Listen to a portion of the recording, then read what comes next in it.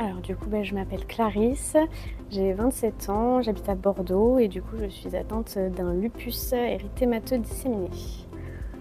Alors ça a été très long, mais les derniers symptômes qui nous ont le plus alertés, c'était la perte de poids, surtout énorme perte de poids de 10 kilos à peu près, douleurs articulaires sur la totalité des articulations jusqu'à la mâchoire et beaucoup de fièvre. Donc là, on s'est dit qu'il fallait faire quelque chose. Au début, j'étais un peu dans le déni, je comprenais pas trop ce qui s'était passé. C'est surtout après que j'ai compris et j'acceptais pas du tout. Ça a été très compliqué et ça allait encore de temps en temps, mais je travaille dessus. Quand j'ai été diagnostiquée, je travaillais. Enfin, je cherchais une alternance. J'ai dû arrêter pour pouvoir me faire soigner. Et ensuite, j'ai trouvé du travail. Donc, j'ai trouvé du travail en 35 heures. Je suis restée 3 ans, je crois, en 35 heures. Et avec le lupus, ça a été très compliqué. Donc, je suis passée en mi-temps thérapeutique jusqu'à l'année dernière. Aujourd'hui, je ne travaille plus. Je suis en formation pour une reconversion. Mais du coup, oui, j'ai dû adapter pas mal de choses dans ma vie professionnelle. Et dans ma vie personnelle aussi, je dois m'adapter à cette maladie. Les sorties entre amis, par exemple, ça va être des trucs tout basiques, mais les sorties entre amis, surtout écouter mon corps. Quand ça va pas, prendre soin de moi, rester à la maison, me soigner, par exemple. Les repas, l'alimentation aussi, ça a été très compliqué à encaisser parce que j'adore manger. Donc ça a été très compliqué à comprendre qu'il y avait des choses des aliments qui étaient inflammatoires et que du coup c'était problématique pour moi avec le traitement. Donc il y a ça aussi qui a été un peu compliqué. Donc voilà, c'est les choses du quotidien, quoi. J'essaye. Honnêtement, j'ai pas vu de diététicienne, j'ai pas vu de nutritionniste. Ça aussi, ça a été compliqué parce qu'à l'hôpital, au début, on m'avait proposé un régime et du coup, j'avais dit franchement, autant me proposer ce dont j'ai droit parce que ça ira plus vite, parce qu'il y avait beaucoup d'aliments dont j'avais pas droit, auxquels j'avais pas droit. Et du coup, ça a été compliqué, quoi. Donc voilà. Aujourd'hui, mes proches, oui, ils comprennent. Il y a d'autres personnes qui ont plus de mal parce que, comme on dit, c'est un handicap invisible, c'est réellement un handicap. Et voilà, mes proches comprennent, mais d'autres personnes, comme par exemple mes collègues, j'ai eu beaucoup droit à des petites remarques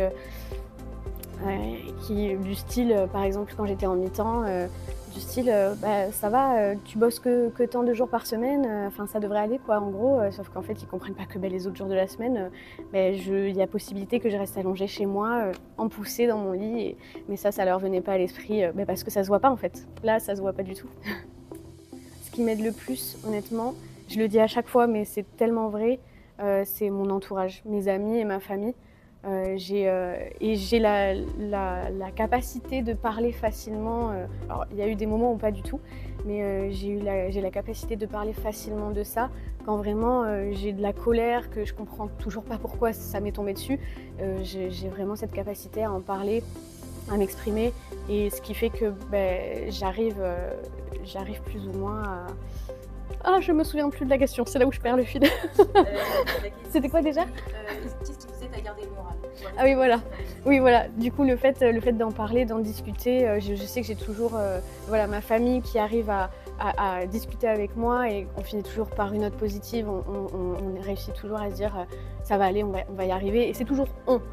Je suis pas toute seule. Je sais que je suis pas toute seule. Non, j'ai pas de suivi psychologique. Mes amis, ma famille, voilà. C'est mon soutien psychologique, c'est réellement ça. Après, non, honnêtement, je suis suivie par un médecin spécialiste et mon médecin traitant, donc honnêtement, il n'y a pas de suivi psychologique. Mais je pense que je pourrais, que ça me ferait du bien. Je pense que tout le monde devrait de toute manière. Mais non, honnêtement, non.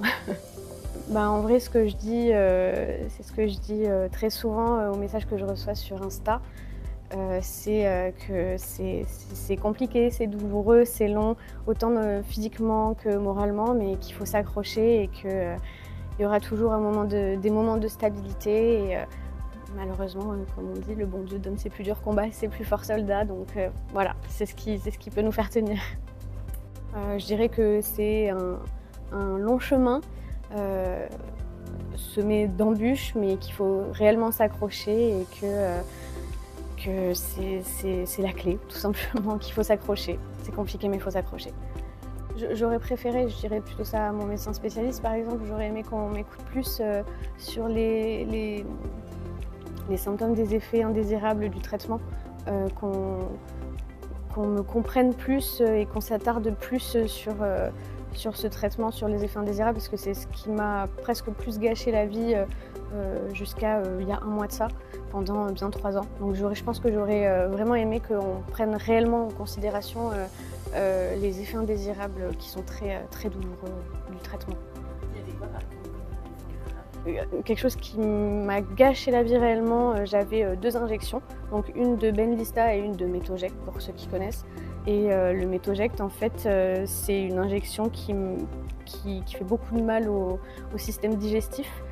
Et alors déjà que c'est compliqué voilà, avec l'alimentation, j'ai même pas dû adapter mon alimentation, c'est que j'arrêtais complètement de manger tellement tout ce que je mangeais, ça me faisait mal et au ventre et c'était invivable. Voilà, par exemple, et ça c'est quelque chose que je lui disais à chaque fois, à chaque visite, et c'est quelque chose qu'on prenait pas forcément en compte jusqu'à il y a un mois de ça où on a dit ok on arrête, on voit ce que ça donne.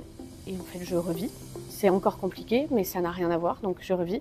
Et j'aurais aimé que ça fait 2 ans que j'en parle et 2 ans qu'on me dit bon, d'accord, on va prendre ça en plus, ça va peut-être vous calmer, mais ça calme pas, ça en rajoute, au contraire. Donc voilà, j'aurais aimé qu'on m'écoute beaucoup plus sur ça.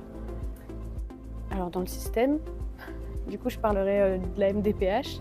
Ça, c'est les administrations qui sont censées nous aider, qui nous aident pas plus que ça finalement. Ça, c'est mon grand combat. Les aides auxquelles on a droit, qui sont pareil un peu laissées de côté. On a des attentes de plus de 2 ans pour des aides comme la carte mobilité inclusion, pour la H, l'allocation adulte handicapé.